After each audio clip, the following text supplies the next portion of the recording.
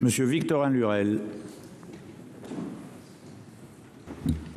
Monsieur le Président, Monsieur le Ministre, chers collègues, j'associe à cette prise de parole ma collègue Catherine Conconne, qui n'a pu se libérer pour être parmi nous.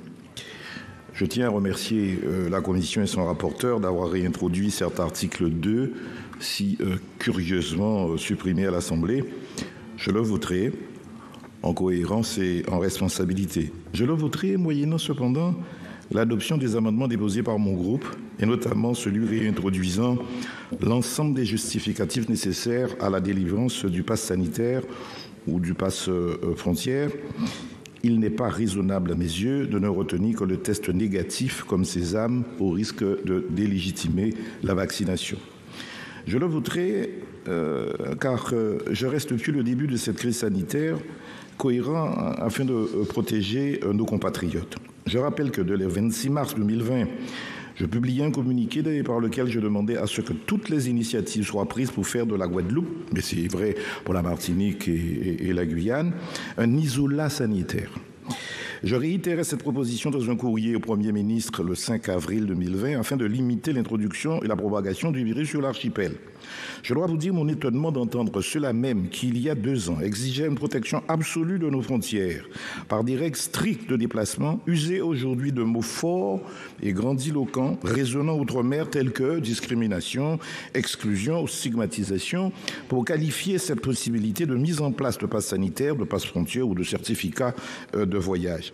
À l'heure où moins de la moitié des Guadeloupéens, des Martiniquais et des Guyanais est vaccinée, je considère qu'il est de bonne politique, de sage politique et même de salubrité publique de permettre au pouvoir public d'empêcher la survenue d'une énième vague qui ne manquera pas d'être meurtrière.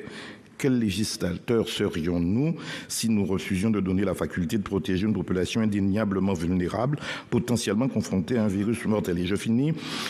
Espérons, répétons-le, la mise en place de ce pass se fera de manière proportionnée au risque de menaces graves, au cas par cas et après consultation des collectivités parlementaires concernées. C'est le sens des amendements déposés par le groupe. Très bien. Monsieur Patient.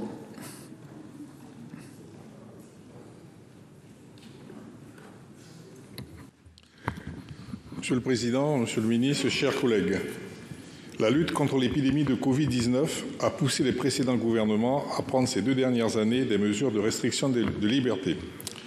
Des mesures difficilement acceptables et acceptées qui n'ont pas toujours été comprises, et ce jusqu'à ce jour, notamment dans les Outre-mer. Aujourd'hui, nous avons une vision plus claire de l'épidémie et de ses conséquences. Nous savons mieux traiter la maladie. C'est pourquoi nous ne pouvons plus nous permettre de surréagir. En cela, la nouvelle rédaction de l'article 2 que nous propose le rapporteur est à mon sens équilibrée. Elle préserve la possibilité de demander aux voyageurs entrant sur le territoire national un pass sanitaire pour ralentir l'import d'un nouveau variant. Ce même pass pourra être demandé pour aller dans un des territoires d'outre-mer sous certaines conditions, et ce, dans ce seul sens. L'objectif affiché ici est clairement de protéger les outre-mer sans les isoler. C'est là toute la différence par rapport aux situations antérieures. L'application de ce pass ne se fera qu'en cas de risque de saturation du système de santé de la collectivité concernée et qu'après consultation de l'exécutif local et des parlementaires du territoire. L'exécutif local pourra également faire la demande de l'application de ce pass sanitaire. Enfin, le pass sanitaire ne pourra être qu'un test de dépistage virologique négatif. Il n'est pas question ici de pass vaccinal. Il ne pourrait plus être exigé la présentation d'un certificat de vaccination comme c'est le cas dans le droit en vigueur. Dans ces conditions, la possibilité pour le gouvernement de rétablir un contrôle des déplacements me semble juste et proportionnée. C'est pourquoi je voterai l'article 2 dans cette rédaction et j'espère que nos collègues de l'Assemblée nationale en feront tout autant. Je vous en remercie. Merci, chers collègues. Madame Conway-Mouret.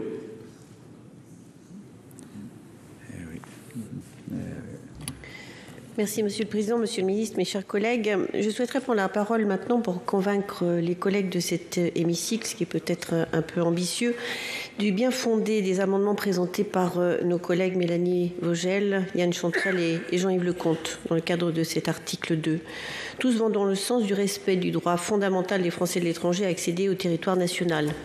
Le gouvernement, dans un souci de réduire la propagation du virus, a fait le choix du confinement en France et la réduction de la mobilité des personnes venant de l'étranger en multipliant les obstacles au voyage. Il ne pouvait peut-être pas en être autrement, puisque l'objectif était à la fois de protéger la population et gérer un service de santé sous tension et en grande souffrance.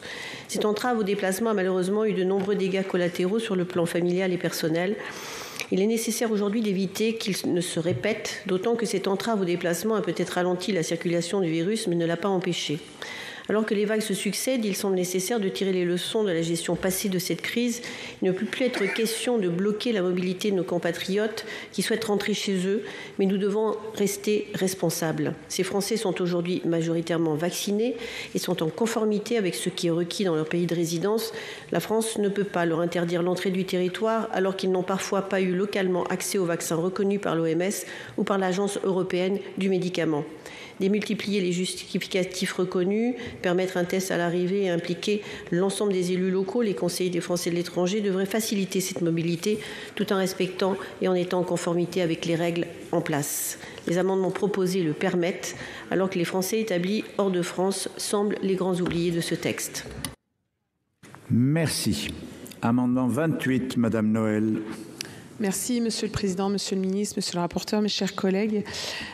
J'ai déjà largement exposé les motivations qui m'amenaient à supprimer l'article 2. Je n'y reviendrai donc pas. Je souhaitais juste rajouter parmi les arguments qui m'amènent à mettre un doute sur cet article, c'est la question des départements frontaliers. C'est le cas pour la Haute-Savoie, doublement frontalier avec la Suisse et l'Italie. Et je m'interroge véritablement sur les conséquences d'un tel dispositif sur les échanges transfrontaliers quotidiens extrêmement nombreux qui caractérisent nos territoires. Comment seront-ils traités? Je vous remercie. Merci. Monsieur le rapporteur, avis de la commission sur le 28. Bien entendu, la Commission n'est pas favorable au 28.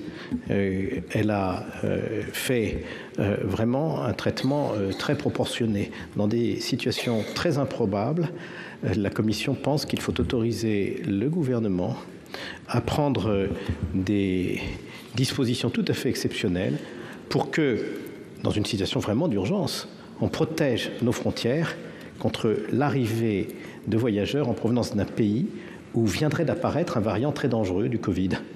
C'est simple. S'agissant de notre outre-mer, nous savons à quel point son système hospitalier est fragile. Et s'il doit y avoir une flambée de l'épidémie outre-mer, il vaut mieux que nous permettions aussi au gouvernement de faire en sorte qu'on limite l'accès à l'outre-mer à des voyageurs dont la probabilité qu'ils soient porteurs du virus est faible et a été attestée. Voilà. Nous avons voulu que tout ceci repose sur la présentation d'un test. Ce n'est pas parce que nous considérons que la vaccination ne doit pas continuer à être mise en œuvre. Tout au contraire, la vaccination doit continuer à être mise en œuvre. Mais vous avez observé qu'avec le variant Omicron, la vaccination ne protège des contaminations que dans une minorité de cas. Et par conséquent, vous pouvez avoir une personne vaccinée qui monte à bord d'un avion dans un pays où apparaît un variant très dangereux du Covid et qui, en réalité, sera porteur du virus et contaminant. Et c'est la raison pour laquelle nous avons prévu que pour protéger nos frontières de l'apparition d'un nouveau virus, il vaut mieux, même si c'est plus contraignant pour le voyageur, il est vrai, qu'il produise un test négatif. Et dans ce cas-là, mais c'est un cas que personne ne pense que ce cas est probable. Mais nous devons être prudents. Si jamais ce cas se réalisait quand même d'un variant extrêmement dangereux, alors il faut réagir très très vite. Et je vous rappelle que la seule alternative, si nous ne votons pas l'article 2, elle existe d'ailleurs, elle est très simple. Interdiction des vols en provenance de ce pays, d'une part, ou d'autre part, mise en quarantaine de tous les voyageurs des avions en provenance de ce pays. Vous réquisitionnez un centre de tourisme social, vous y mettez pendant une dizaine de jours tous les voyageurs. Pensez bien que nos compatriotes qui reviennent de l'étranger seraient contents qu'on ne laisse que ces solutions au gouvernement dans un cas vraiment tout à fait exceptionnel et improbable où il faudrait se protéger contre l'émergence contre l'émergence d'un virus très dangereux. C'est vrai, je fais appel à la raison. Je crois que ce dispositif est vraiment très marginal, très exceptionnel, mais si les événements qu'il permet de traiter se produisent, on préférera utiliser ce dispositif de tri ciblé à l'entrée dans l'avion dans le pays de provenance à un dispositif d'interdiction du vol de ces avions vers la France ou un dispositif de quarantaine. Ça me paraît tellement simple. Vraiment, je vous demande d'y réfléchir pour tous ceux qui hésitent encore. L'espace d'un instant, nous sommes là pour le service de notre pays, pour le service des Français, et nous devons accepter, me semble-t-il, de maintenir des précautions qui sont extrêmement utile, même si ça peut être déplaisant de devoir produire le résultat d'un test, parce que personne n'apprécie devoir introduire un écouvillon dans ses narines. Bien. Monsieur le ministre, avis du gouvernement. Monsieur le Président, Monsieur le rapporteur, Mesdames et Messieurs, Madame la sénatrice, votre amendement a pour objet de supprimer la possibilité d'exiger la présentation de passes si les circonstances l'imposent. Cependant, l'émergence régulière de nouveaux variants de la Covid-19 à l'étranger, ainsi que l'évolution actuelle de la situation sanitaire, nécessitent d'habiliter le gouvernement à prendre ces mesures de freinage si nécessaire. Le Conseil scientifique a estimé que la prolongation d'un passe frontière ou passe variant, pour être plus fidèle au débat de votre commission des lois, est proportionnée aux évolutions possibles de l'épidémie et qu'il s'agit d'un élément de la stratégie commune à bâtir avec nos partenaires européens. Cette faculté expirera en janvier 2023. Enfin, si elle diminue progressivement avec le temps et nécessite un rappel, la vaccination confère bien une immunité efficace, permettant de réduire la transmissibilité du virus et le risque de contracter une forme grave. Vous parlez également de la problématique des frontières. Vous le savez peut-être, j'habite en Moselle, au pays des 3 frontières, et l'ensemble des mesures prises n'ont pas posé de problème particulier pour l'instant pour les frontaliers. Pour ces raisons, le gouvernement est défavorable à cet amendement. Si Madame Noël. Oui, je dois vous dire qu'il n'y a pas qu'en avion qu'on arrive vers des pays étrangers. Il y a également en voiture. C'est le cas de la Haute-Savoie, l'Ain. On a 100 000 travailleurs frontaliers qui franchissent chaque jour la frontière. Qu'en sera-t-il pour ces zones frontalières? Bien. Allez, je mets aux voix l'amendement 28 avec 2 avis négatifs. Qui est pour? Je dis qui est pour?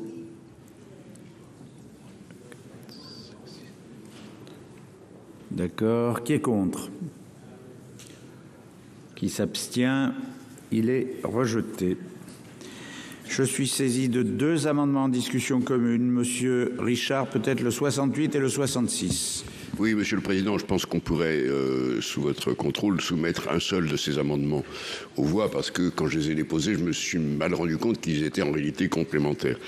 Et donc, le sujet est le suivant, c'est que lorsque le gouvernement prendra par décret, s'il est amené à le faire, la décision d'imposer la vérification donc du certificat de santé pour accéder à un territoire d'outre-mer ou à un territoire étranger, on lui demande de le faire après avis de la Haute Autorité de Santé. Or, à la réflexion et en tenant compte des avis des personnes les mieux informées du milieu, il a semblé que ce n'était pas la Haute Autorité de Santé qui était la plus préparée à donner cet avis. Et en plus, il faut qu'elle le donne en toute urgence, puisque ça peut être des déclenchements en quelques heures, mais qu'il valait mieux en référer à l'organisme qui va remplacer le Conseil scientifique, qui, certes, ne figure pas lui-même dans la loi, puisqu'il est prévu qu'il soit créé par décret. Et donc, c'est la raison pour laquelle l'amendement 66 prévoit que la décision du ministre d'instaurer ce mécanisme de vérification de contrôle de certificat de voyage soit décidé après avis de l'autorité scientifique établie par décret, qui est le successeur du Conseil scientifique. Monsieur Richard, si je comprends bien, vous avez défendu en fait le 66, vous retirez le 68 ? Je peux retirer le 68 parce qu'il suffit de voter pour le 66. Très bien. Donc avis de la Commission et du gouvernement que sur le 66. Favorable. Favorable. Avis du gouvernement ? Avis favorable également, Monsieur le Président. Favorable. Qu'est-ce qu'il y a ? Sur ces amendements ? Ah ben vous êtes combien là ? C'est un vrai débat. Monsieur Lecomte d'abord. Oui, oui. Après, même sur des amendements. Monsieur le Président, ce qui est important, c'est qu'on ait besoin d'un avis scientifique éclairé, obligatoire, avant la publication de ce type de décret. Dans la mesure où ce type de décret va clarifier le type de test, le type de schéma vaccinal qui sera autorisé ou les conditions dans lesquelles et ce qui sera demandé. En particulier en ce qui concerne les schémas vaccinaux, jusqu'à présent, les choses étaient dans le décret sans que la loi ne prévoie qu'il y ait une autorité médicale qui le valide. Et c'était quand même problématique. Parce que lorsque les personnes étaient vaccinées dans un pays étranger et qu'on leur disait qu'il faut refaire des vaccins pour avoir leur schéma vaccinal complet, ils se retrouvaient avec 5 vaccins parfois. C'est la raison pour laquelle il est important d'avoir un avis médical dans tous les cas, dès lors qu'on demande ce type de certificat.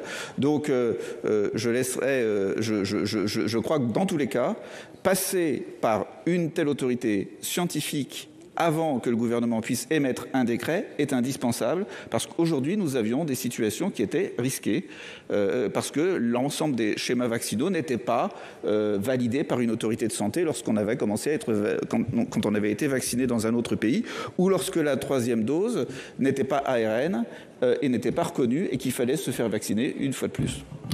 Merci, Monsieur Jomier. Merci, Monsieur le Président. Donc, à l'occasion de cet amendement de notre collègue Alain Richard que nous allons approuver, on voit surgir l'autorité scientifique qui va être créée par voie réglementaire et qui va succéder au Conseil scientifique. Mais je trouve qu'il serait de bonne loi que le gouvernement nous apporte tout de même un certain nombre d'informations sur la création de cette autorité scientifique indépendante, parce que ça n'est pas rien.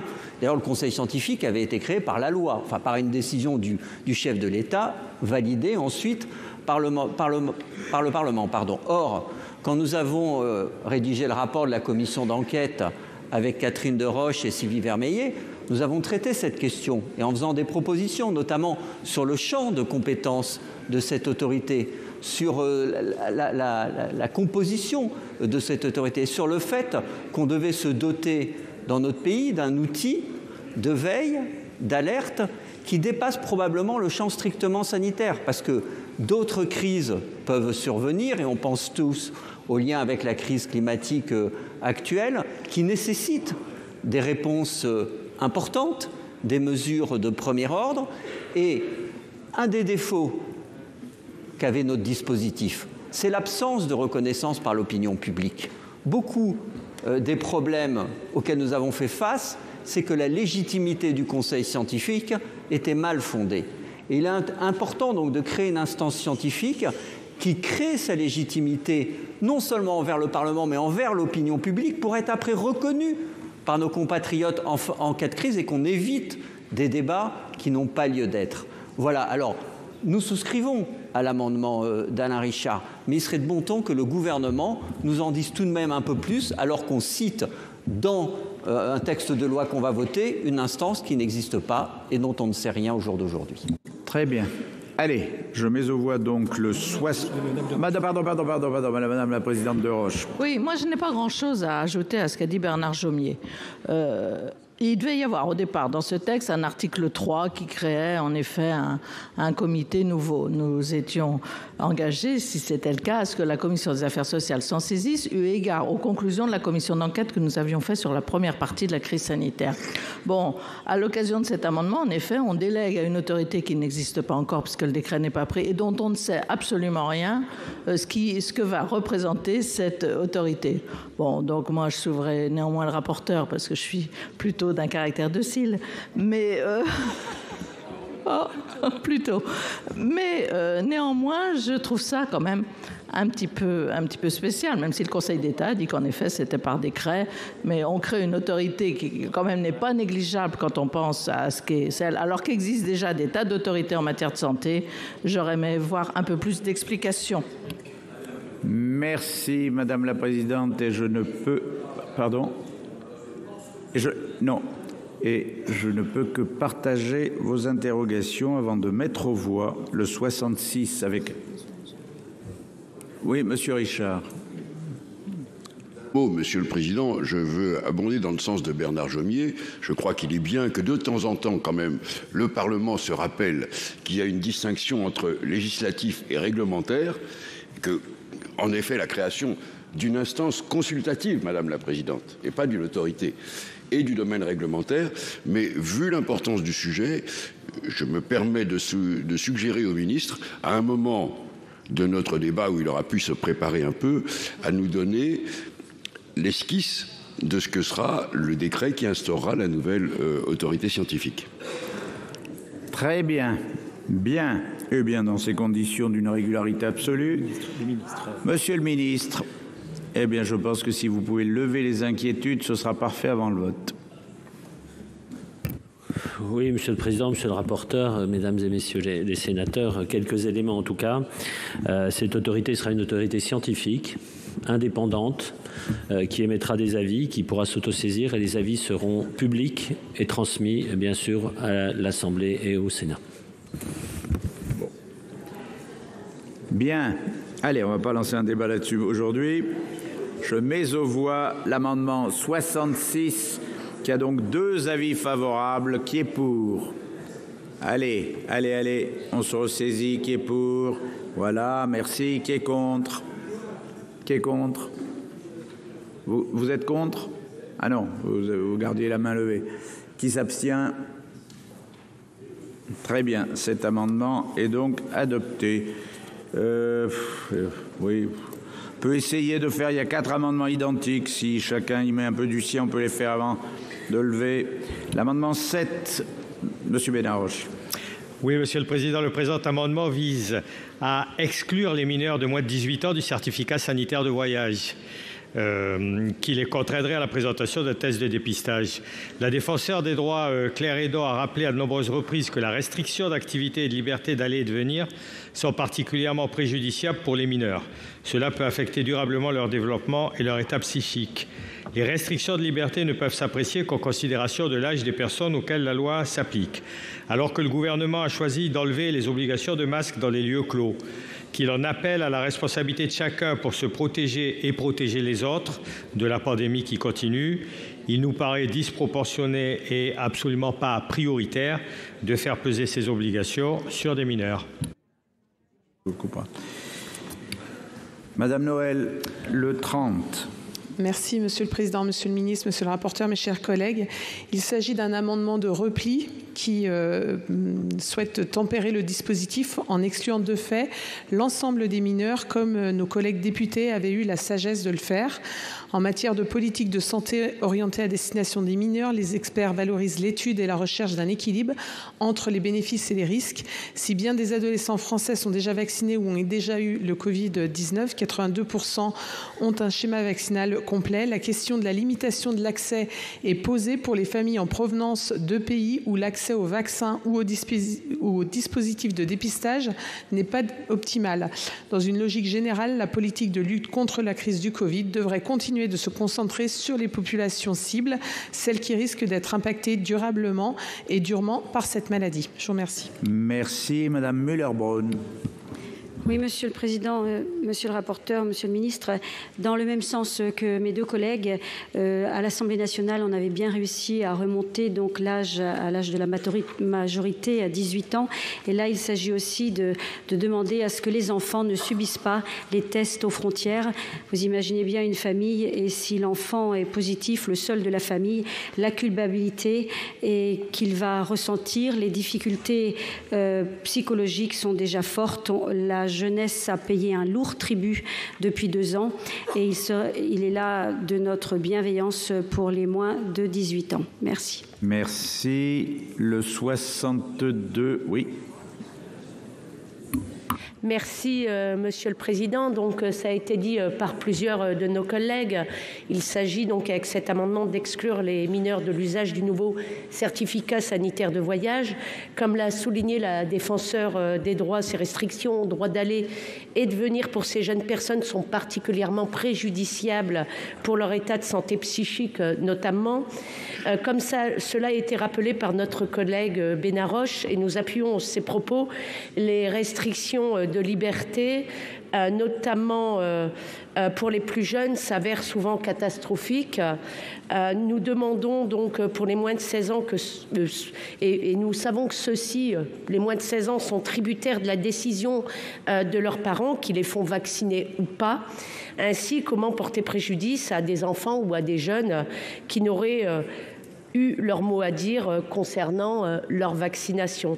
Enfin, il s'agirait peut-être désormais de veiller davantage, nous pensons, au bien-être de notre jeunesse qui a déjà beaucoup souffert de cette pandémie, notamment, et ça a été dit, dans leur mal-être psychique de 2 années de mesures qui ont été restrictives et qui sont allées jusqu'au confinement à plusieurs reprises et à l'arrêt de toute activité parfois scolaire et de loisirs. Nous pensons que plus que jamais qu'il faut prendre soin de nos jeunes, d'autant qu'ils ont besoin de voyager, qu'ils ont besoin de profiter. Certains ont, pendant le temps scolaire, mais aussi pendant les vacances, pour l'apprentissage d'une langue, et donc ne les privons pas et ne privons pas notre jeunesse de pouvoir voyager pendant cette période. Merci. Merci. Avis de la commission, monsieur le rapporteur. Je voudrais, Monsieur le Président, rappeler que nous avons abrogé définitivement toutes les dispositions sur le pass vaccinal, le pass sanitaire. Premièrement, donc il ne s'agit pas de restreindre en quoi que ce soit les libertés de la jeunesse. Mais nous avons dit aussi, et vous avez repoussé des amendements de suppression de l'article 2, que dans des cas hautement improbables, totalement exceptionnels, d'apparition dans un pays donné d'un variant du Covid extrêmement nocif, il s'agirait de protéger aux frontières de la France l'accès à notre territoire pour des personnes potentiellement porteuses de ce variant et contaminantes. Alors, soit on pense que cette disposition est utile et à ce moment-là, on ne fait pas d'exception pour les 12-18 ans, soit on pense que cette disposition est inutile et on vote, comme certains de nos collègues l'ont fait, l'amendement de suppression. Mais on ne peut pas à la fois dire que dans cette situation improbable, hautement exceptionnelle, mais très dangereuse, il faut se protéger, et dire que les jeunes de 12 à 18 ans ne devraient pas être pris en compte parce que sinon, les jeunes de 12 à 18 ans peuvent être porteurs du virus et l'introduire sur le territoire national, accélérer l'entrée de ce virus sur le territoire national. Donc, si votre préoccupation est, dans ce cas de figure si particulier, de protéger nos frontières, il faut que les 12-18 ans soient compris dans la mesure. Et ça n'est pas être contre la jeunesse ou contre aucune catégorie d'âge que de le dire. Je crois tout simplement qu'il faut que nous soyons cohérents après le refus que vous avez manifesté de supprimer cet article 2. Et donc l'avis est défavorable sur ces amendements. Avis du ministre.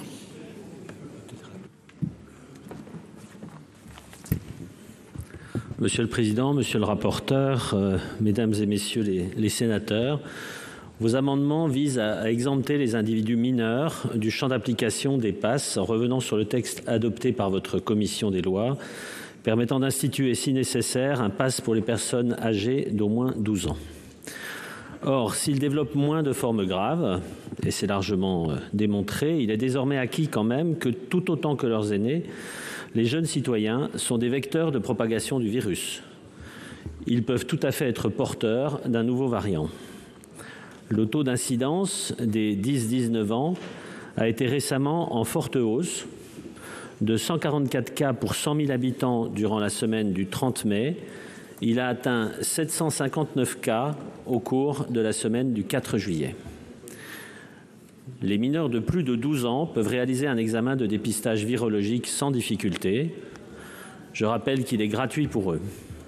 Par ailleurs, si votre Chambre rétablit le certificat de rétablissement et le justificatif de statut vaccinal, je souhaite vous préciser que la vaccination est ouverte aux mineurs depuis le 15 juin 2021 et que l'Union européenne a autorisé pour ce public 2 vaccins, l'un développé par Pfizer-BioNTech, l'autre par Moderna. En outre, les mineurs âgés de 16 ans peuvent être vaccinés à leur seule demande et ceux de 12 à 16 ans avec l'accord d'un seul parent. De plus, les mineurs ont accès, comme tout à chacun, au certificat de rétablissement pendant plusieurs mois suivant la réalisation d'un test positif. La possibilité d'exiger un pass à partir de 12 ans est enfin un standard international et européen. Pour ces raisons, j'émets un avis défavorable à vos amendements. Merci, Monsieur le Ministre. 2 amendements identiques faisant l'objet d'une discussion commune. Le 55 présenté par Monsieur Bonnecarrère. Vous avez tous écouté la présentation de notre rapporteur. L'article 2 est divisé en 2 parties. Une partie 1 qui concerne les transports internationaux, une partie 2 qui concerne les transports entre la Corse, les Outre-mer et la métropole. La partie 1, les transports internationaux, est dans l'esprit de notre rapporteur traité sur la base de l'apparition de variants. Le gouvernement pourrait, en cas d'apparition d'un variant quelque part dans le monde, reprendre des dispositions dites de filtrage, pour reprendre la formulation qui a été utilisée tout à l'heure. Pour la relation avec l'Outre-mer et la Corse, la logique est différente et elle s'appuie exclusivement sur l'idée de ne pas créer de situation de surcharge hospitalière Outre-mer. Cette seconde logique a conduit notre rapporteur à une rédaction dans laquelle il prévoit que seuls les trajets entre la métropole et Outre-mer ou la Corse pourraient faire l'objet de mesures préventives de la part du gouvernement. C'est rationnel puisque c'est la logique à partir de laquelle il a construit sa rédaction. Le seul problème que nous n'avons pas vu immédiatement, c'est que, chacun le sait, vous avez par exemple des mouvements de population réguliers entre le Brésil et la Guyane. Vous pouvez en avoir entre les hauts plateaux africains et Mayotte, entre autres exemples. Si demain vous avez un variant qui apparaît au Brésil, vous pourrez assurer une filtration entre Recife, au Rio de Janeiro et Paris, mais vous ne pourrez pas le faire entre la Guyane et Paris. Donc la rédaction de cet amendement vise à permettre de corriger ce trou dans le filet, pour reprendre une formulation qui a été utilisée, également dans la situation du trajet dans le sens retour. J'ajoute que la commission des lois a eu un regard favorable sur cet amendement, dont la rédaction est alignée sur celle de mes collègues qui vont intervenir, leur rédaction ayant été plus complète. Merci. Merci. L'amendement 65, donc identique, présenté par Monsieur Mohamed Soilihi. Oui, merci Madame la Présidente, Monsieur le Ministre, mes chers collègues. Les motifs de notre amendement viennent d'être exprimés avec clarté par notre collègue Philippe Bonnecarrère. Je veux rappeler que cet amendement est, en cohérence avec l'article approuvé en commission, un amendement de protection du territoire contre les variants qui sont susceptibles de circuler à l'étranger dans des pays limitrophes. Faut-il rappeler le cheminement des variants bêta et delta, lesquels ont eu un rôle actif dans de précédentes vagues? Je veux bien insister ici sur les points suivants. Tout d'abord, au terme de cet amendement, les conditions et critères d'application du certificat au déplacement depuis les Outre-mer sont resserrés par rapport au droit en vigueur. Ensuite, l'amendement conserve plusieurs modifications intervenues lors des débats à l'Assemblée nationale, puis lors de l'examen en commission au Sénat, s'agissant de l'application du certificat pour les déplacements à destination des Outre-mer. Notre amendement prévoit d'ailleurs lui-même la consultation des exécutifs locaux et des parlementaires des collectivités d'outre-mer concernées en amont d'une application du certificat pour les déplacements depuis les Outre-mer. Enfin, ces dispositions consistent seulement dans une faculté que le gouvernement ne pourrait mettre en œuvre que jusqu'au 31 janvier 2023 au plus tard, dans l'intérêt de la santé publique et aux seules fins de lutter contre la propagation de l'épidémie de Covid-19, de manière strictement proportionnée aux risques sanitaires encourus et appropriée aux circonstances de temps et de lieu, et qu'il devra cesser d'appliquer sans délai lorsqu'elle n'est plus nécessaire. Je cite ici la loi. Je vous remercie. Merci. L'avis de la commission, monsieur le rapporteur. L'avis est favorable. Merci. L'avis du gouvernement, monsieur le ministre.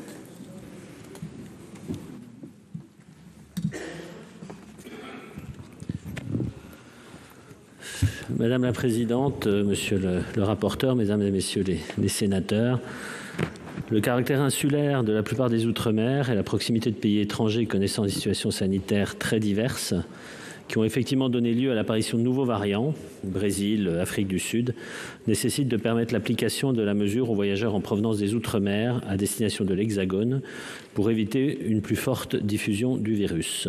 Le caractère très touristique de ces territoires et les brassages particuliers auxquels ils sont exposés sont également à prendre en compte à cet égard.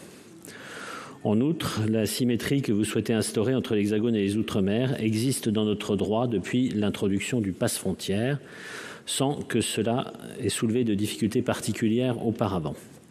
Votre amendement maintient ainsi les équilibres existants et on sait que la mesure est utile vers l'Hexagone comme entre territoires ultramarins pour limiter la diffusion de nouveaux variants apparus à l'étranger qui entreraient sur le territoire par les Outre-mer. Dans tous les cas, je rappelle que vous ne votez là qu'une habilitation à instaurer le pass variant lors des déplacements depuis les Outre-mer à destination de l'Hexagone. Elle ne sera mise en œuvre par la Première ministre que si nécessaire. Enfin, l'amendement prévoit la consultation des exécutifs et parlementaires concernés avant toute application du dispositif, garantissant une décision concertée avec les populations ultramarines, ce que je ne peux qu'approuver. Pour ces raisons, avis favorable. Merci. Alors, oui, monsieur Artano. Bien, merci Madame la Présidente. Je vais m'exprimer parce qu'autant le texte de la Commission modifié et proposé par le rapporteur m'allait très bien sur la protection de nos territoires, notamment en cas de saturation du système hospitalier, autant le message qu'on envoie aujourd'hui aux Français d'outre-mer, c'est que quand vous partez de la Bretagne pour aller à Paris, on peut vous demander un pass.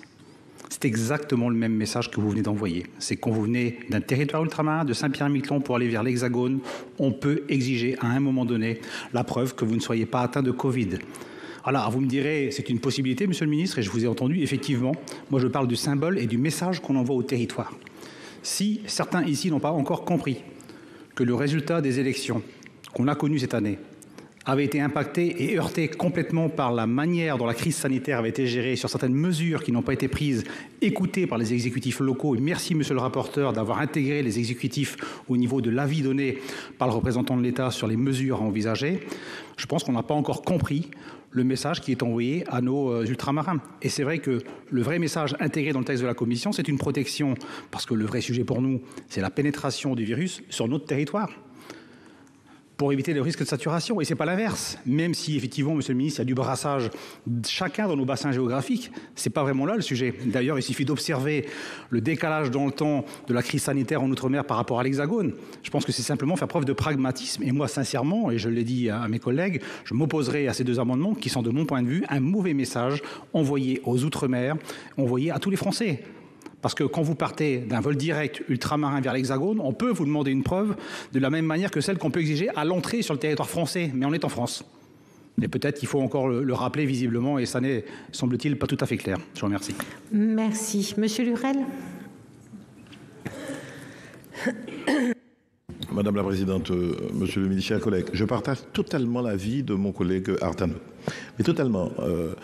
Parce que le message qui est envoyé là, c'est de dire que si demain il devait y avoir une circulation encore plus intensive du virus, il peut être importé des Outre-mer. On est en train de le créer là, une sorte de frontière virtuelle que je ne comprends pas. Et je peux entendre, voire comprendre le sens de l'amendement, mais je ne peux pas l'approuver. De dire que, en fait, pour résumer ça, il y a symétrie. Ce que l'on demande au départ de la métropole, eh bien, on va l'exiger aussi au départ aujourd'hui.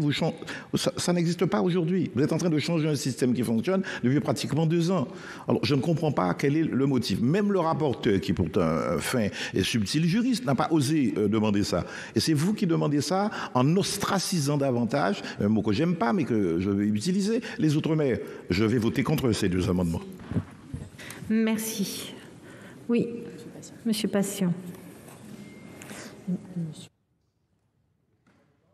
Parce que mes collègues ont proféré les mots que je voulais moi aussi proférer.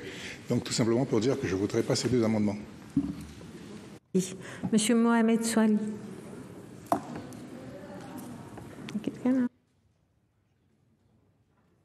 Oui, Madame la Présidente. Mes chers collègues, tout ce qui est excessif est vain. Je viens d'entendre parler d'ostracisation, je viens d'entendre parler d'un message qui ne serait pas passé. Souvenez-vous, lorsque cette pandémie a commencé, nous étions les premiers en Outre-mer à demander la protection de nos territoires, à demander de la solidarité. Cet amendement, c'est de la solidarité, parce que nous ne pouvons pas nous contenter de demander de la solidarité et qu'il y ait des mesures de protection et de contrôle au départ de la métropole, et à partir de nos territoires, nous en laver les mains, alors que nous savons que des variants comme le 501, qui est né en Afrique du Sud, eh bien, a fini par gagner le monde entier. L'Afrique du Sud, c'est un territoire qui se trouve pas loin de Mayotte. Pour partir de l'Afrique du Sud à Mayotte, il y a un moyen très simple. On va aux Comores, et puis des Comores à Mayotte. Vous le savez, c'est une passoire. Nous passons notre temps à le dire ici. De la même manière, du Brésil en Guyane. Est-ce qu'il faudrait taire cette situation juste parce qu'on n'est pas en train de parler d'immigration clandestine? Eh bien, moi, je suis désolé, c'est une solidarité que je dois à mes collègues de l'Hexagone.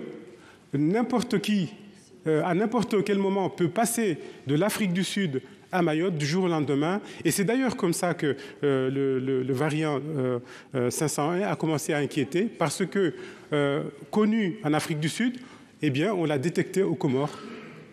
Donc, moi, c'est la raison d'être de cet amendement. Je pourrais dire, on est protégé en partant de l'Hexagone, on est tranquille, mais je pense que le variant peut partir aussi de nos territoires vers l'Hexagone. Merci, cher collègue.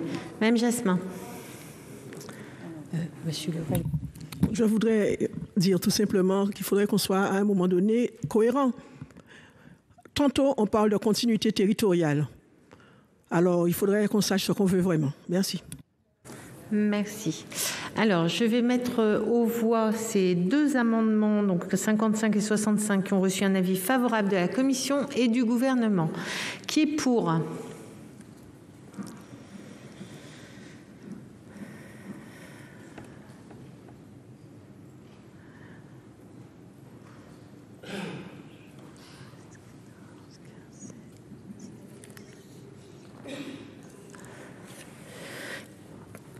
Qui est contre?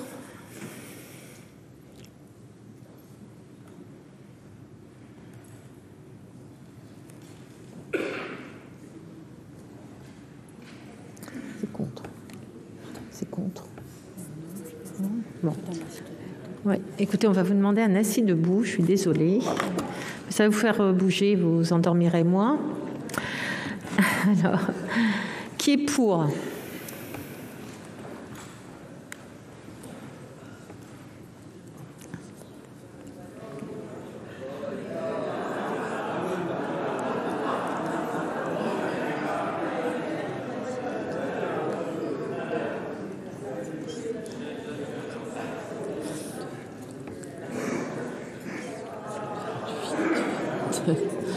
« 31, 45.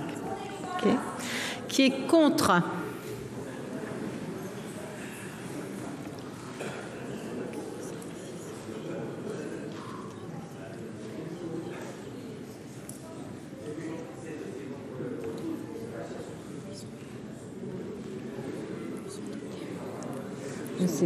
Oui. Bon, qui s'abstient? Ils sont adoptés. L'article 2 a finalement été adopté largement, 236 voix pour, 27 voix contre. Place à d'autres débats animés hier soir, ceux sur la réintégration des soignants non vaccinés. En effet, le Sénat a inscrit dans le projet de loi que cette obligation de vaccination pourrait être suspendue dès lors qu'elle ne sera plus justifiée au vu de l'évolution de l'épidémie ou des connaissances médicales et scientifiques. Une porte de sortie alors que l'exécutif attend en fin de semaine l'avis de la Haute Autorité de Santé. Alors nous allons passer à l'article 2 bis. J'ai des demandes de prise de parole. Et le premier, monsieur Alain Houpert. Merci Madame la Présidente. Monsieur le rapporteur, mes chers collègues, Monsieur le Ministre, hier l'Académie de médecine a donné son avis sur la réintégration des soignants non vaccinés, avançant un risque de perte de cohésion et de confiance entre malades et soignants. Il me semble inapproprié de parler de confiance alors que des feux font rage dans plusieurs régions de France, que des femmes et des hommes sont poignardés en pleine rue. Nous continuons d'exclure des professionnels investis pour la sécurité de leurs concitoyens. Alors que l'hôpital est à l'agonie, nous continuons d'exclure des soignants alors même que nous avons autorisé des personnels malades mais vaccinés à exercer auprès des patients. Il a été reconnu que le vaccin n'empêche pas la contamination et la vague que nous avons connue après la mise en place du pass vaccinal le démontre. Aujourd'hui, ce projet de loi lève le pass vaccinal sur le territoire hexagonal et c'est enfin, monsieur le rapporteur, un souffle de liberté, mais c'est surtout la fin d'un dispositif injuste, inéquitable et parfaitement contre-productif. Cet article 2 bis a pour objet de rétablir un peu de cohérence en permettant aux agents publics non vaccinés de réintégrer leur emploi dans des modalités qui ne constituent pas une charge supplémentaire pour l'État. Il en va de la santé et de la sécurité des Français, il en va de la cohérence scientifique. Mes chers collègues, pour protéger l'hôpital, nous avons enfermé les Français. Aujourd'hui, pour protéger les Français, nous vous demandons, monsieur le ministre, de libérer nos soignants, nos forces de l'ordre, nos pompiers, 140 professionnels et 5000 volontaires, et nous en avons besoin. Merci. Je donne la parole à monsieur Victorin Lurel. Président Marie-Pierre. Pardon, le président. Monsieur le ministre, chers collègues. Bon, ce 2 bis introduit un principe de réintégration des personnels suspendus. J'aimerais pouvoir dire et redire devant vous ce soir que je crois à la science, à la médecine et au progrès. Il est bon de le répéter. Je suis pour la vaccination, car elle sauve des vies, c'est mon seul souci. Il me plaît de vous dire et de vous redire que je ne suis pas opposé à la réintégration des personnels suspendus. Comment refuser un agent hospitalier suspendu d'être réintégré, par exemple, dans les jardins d'un hôpital? Je me vois mal aller dire c'est pas possible. Bien. Mais je reste opposé à la réintégration des personnels suspendus, des soignants non vaccinés au chevet des malades ou des personnes fragiles ou vulnérables. J'affirme ici, de manière, comme dirait Césaire, haute, lucide et conséquente, que je reste opposé à cette réintégration. Je reste opposé. C'est une exigence morale, celle de l'exemplarité et de l'éthique attachée aux soins. Et je rappellerai, et je n'aurai pas à le répéter dans la présentation de l'argument, si j'ai encore quelques minutes, au niveau national, il y a 500 infirmiers qui seraient suspendus pour 263 000 infirmiers, 75 médecins et pharmaciens pour 85 000 médecins, 200 pompiers sur 40 000.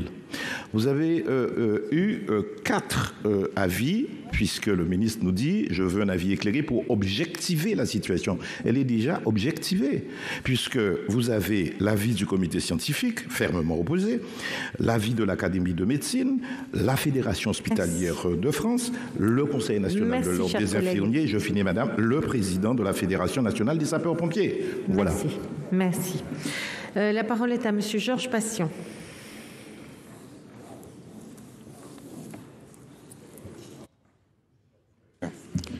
La vaccination et encore plus l'obligation vaccinale pour les personnels de santé ont été très mal accueillis en Guyane, pour ne pas dire plus. Et je crois pouvoir dire qu'il en a été de même dans d'autres territoires ultramarins. L'obligation vaccinale, en dépit des virulentes contestations, a finalement été appliquée avec les sanctions prévues en cas de non-vaccination. Au dernier décompte, en Guyane, il y avait 86 personnes suspendues pour non-vaccination. Les taux de vaccination y sont toujours à des niveaux encore insatisfaisants entre 75 et 88%. Aussi, l'état des connaissances progressant, tout comme la prise en charge des malades, il convient dès lors de réévaluer la pertinence de l'obligation vaccinale. Si l'on estime que le risque n'existe plus, ou du moins qu'il est faible, alors il faudra suspendre la mesure. C'est ce que propose cet article additionnel, mais c'est également ce que semble vouloir faire le gouvernement, puisqu'il a saisi sur ce sujet la Haute Autorité de Santé la semaine dernière. Monsieur le ministre, en cas d'avis négatif de la Haute Autorité de Santé, il faudra néanmoins donner des perspectives à ces personnels, quitte à imaginer des aménagements de leur activité. Nous ne pouvons les laisser indéfiniment sans travail. Pouvons nous-mêmes nous le permettre à l'heure où nombre de nos services d'urgence sont en souffrance. Au moment où je vous parle, je pense notamment au centre hospitalier de l'Ouest guyanais qui ne fonctionne pas la nuit faute de personnel suffisant. Je vous en remercie. Merci. Madame Sylviane Noël. Merci Madame la Présidente, Monsieur le Ministre, mes chers collègues. Comme vous le savez, je me bats depuis maintenant 1 an quasiment en faveur de l'abrogation de l'obligation vaccinale des soignants et des pompiers. Et je suis heureuse que ce sujet prenne enfin toute sa place dans le débat public. Enfin, car cette mesure en œuvre depuis presque 1 an a fortement déstabilisé notre système de soins et de secours. Face à certains qui tentent de minimiser les chiffres, évoquant que les soignants suspendus ne représenteraient que 0,53% de nos effectifs de santé, que les pompiers suspendus ne représenteraient que 2% des effectifs, il convient une bonne fois pour toutes de rétablir la vérité sur ces chiffres. Très fortement sous-estimés, qui ne prennent pas en compte tous les soignants qui ont démissionné de la fonction publique, tous ceux qui ont demandé une mise en disponibilité, tous les professionnels libéraux, les médecins généralistes, les sages-femmes, les kinés, qui ne relèvent pas de la fonction publique hospitalière et qui ne sont donc pas suspendus, ils sont interdits d'exercice. Monsieur le ministre, donnez-nous des chiffres, de vrais chiffres. Alors que notre hôpital est à l'agonie, alors que la France brûle au sens propre comme au sens figuré, nous payons le luxe aujourd'hui de nous passer de milliers de soignants et de pompiers qui ont juste voulu exercer leur libre choix, comme n'importe quel Français, à l'égard d'un vaccin qui ne protège ni de la contamination, ni de la transmission du virus. Il n'y a plus rien de sanitaire, ni de scientifique dans tout cela. Nous sommes face à une obstination aveugle, dogmatique et idéologique qui nous conduit dans le mur.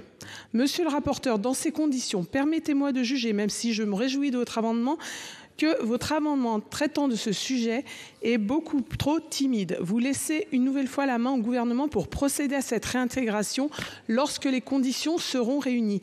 Pardon, mais c'est à nous, députés et sénateurs, de le faire et de le décider maintenant. Cette obligation vaccinale, elle a été mise en œuvre par la loi. Ce qu'une loi peut faire, une loi peut le défaire. Il ne faut pas perdre une minute. La situation est trop grave et ce sera donc le sens d'un de mes amendements. Merci. Monsieur le questeur, Jean-Pierre Sueur. Oui, devant cette nouvelle intervention de notre collègue, je dois remercier Marie-Noëlle Lienemann qui tout à l'heure a dit avec tellement de force ce que les vaccins apportaient à la science, à la médecine et à la vie tout simplement de dizaines et centaines de millions de personnes. Je crois que c'est très important de le redire. Je voulais intervenir simplement sur une question qui paraîtra formelle. Mais je me souviens du jour funeste où la conférence des présidents du Sénat a décidé que tous les rapporteurs seraient désormais tenus, dans l'exercice de leur mission, de déclarer devant la commission un périmètre au sein duquel on aurait le droit de déposer des amendements et à l'extérieur duquel les amendements seraient bannis. J'ai toujours été contre cette procédure qui est attentatoire au droit du Parlement, qui me paraît d'ailleurs poser un problème constitutionnel eu égard au droit d'amendement. Mais je sais qu'il existe l'article 45 et sans doute a-t-on voulu prévenir les décisions éventuelles du Conseil constitutionnel qui est très rude sur cette question. Et alors je me suis étonné, je m'étonne aussi en sciences publiques, que cet article 2 bis, qui est le fruit d'un amendement, soit apparu alors que le texte tel qu'il nous a été présenté ne permet pas de traiter de cette question. C'est autre chose. Alors naturellement, j'ai entendu la réponse de monsieur le rapporteur. Je sais qu'il la rappellera ici, je le suppose. Mais je vous assure que cet épisode montre tout simplement le caractère très arbitraire dans lequel on peut tomber avec ce type de procédure. Merci. Monsieur Maclamini. Merci Madame la Présidente. Monsieur le Ministre, Monsieur le Président de la Commission des Lois, Monsieur le rapporteur, chers collègues, tous les articles sont importants. Bon, cet article, simplement, je souhaitais intervenir modestement concernant cet article 2 bis qui fait référence à la loi du 5 août 2021. En n'oublions pas de rappeler tout le travail qu'a fait la Commission des Lois depuis mars 2020. Dès le premier confinement, il y a eu aussi beaucoup de sujets particulièrement sensible, dramatique, et cette loi qui fait référence à la gestion de la crise sanitaire, loi du 5 août 2021. Certes, il y a des amendements, et je crois que tous les amendements sont toujours à la fois intéressants et qui suscitent aussi des débats, des réactions, et je crois que méritent aussi du respect. Il y a certes des amendements concernant cet article 2 bis de suppression. Il y a aussi et surtout des amendements qui visent à réintégrer les agents aux fonctions publiques ou autres, bien entendu, des personnels soignants suspendus. En effet, des milliers de soignants, les sapeurs-pompiers, forces de sécurité qui sont concernés et qui ont été aussi depuis plus de 2 ans, particulièrement très sollicités.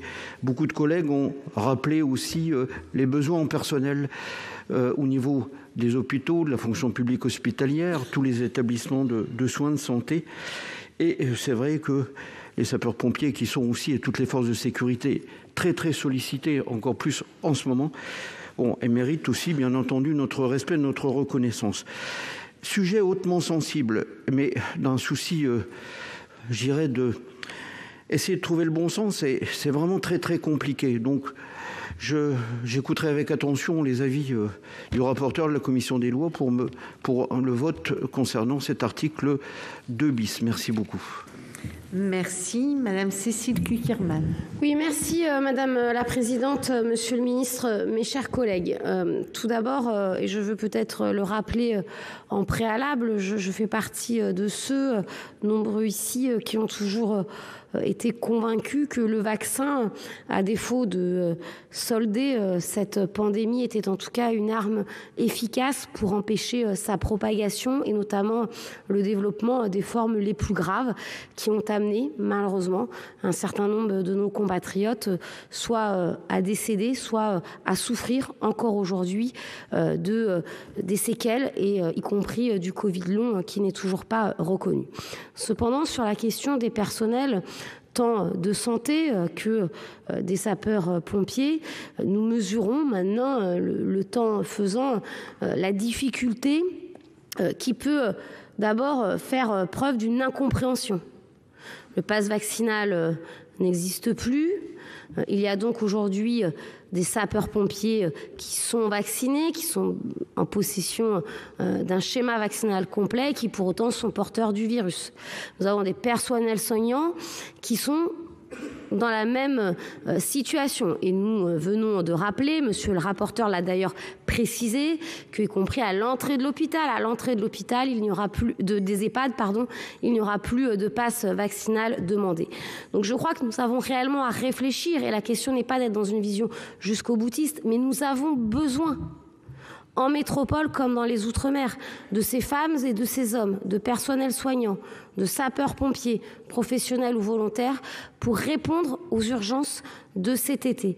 Alors, moi, je ne souhaite pas que ce soit le gouvernement qui décide, je pense que ça va être au Parlement, justement, de décider comment les réintégrer, avec des tests avant la prise de service, sur certains postes de service plutôt que d'autres. Mais en tout état de cause, monsieur le ministre, monsieur le rapporteur, nous pouvons soutenir cet article tel que rédigé. Merci. Monsieur Alain Milon.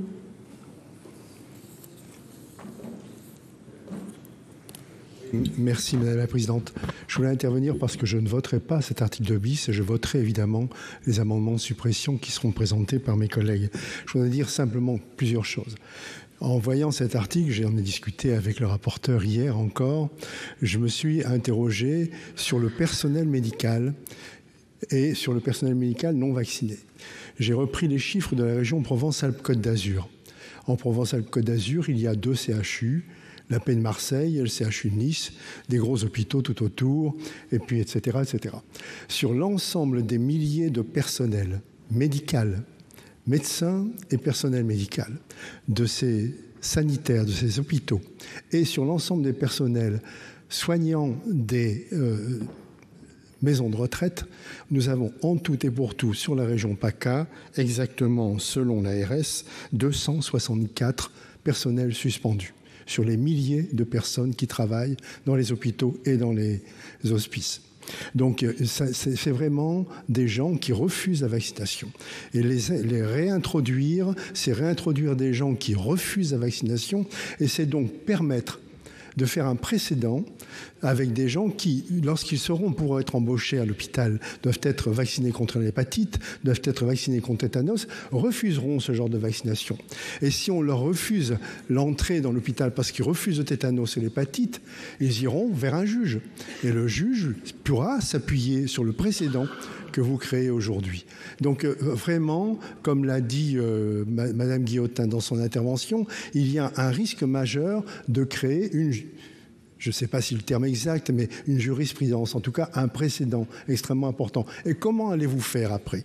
Pour les parents qui refusent la vaccination pour leurs enfants sur la rougeole, pour les refuser en crèche ou à l'école, comment allez-vous faire pour les parents qui refusent le papillomavirus, la vaccination contre le papillomavirus? Nous créons un précédent extrêmement dangereux. Je voterai contre l'article 2 bis et je vote évidemment les amendements de suppression. Merci, chers collègues. Madame Raymonde Poncet-Monge.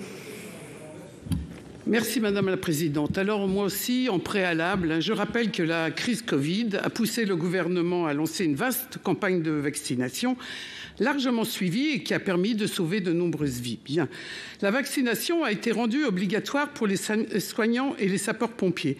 Mais nous avons, à juste titre, ici, refusé le licenciement des personnes qui, alors en poste, c'est pas à l'embauche, alors en poste, refusaient la vaccination, créant dès lors un ovni législatif dans le droit du travail, une suspension sans rémunération pour un motif nouveau, interdisant le licenciement, n'obligeant pas à la démission.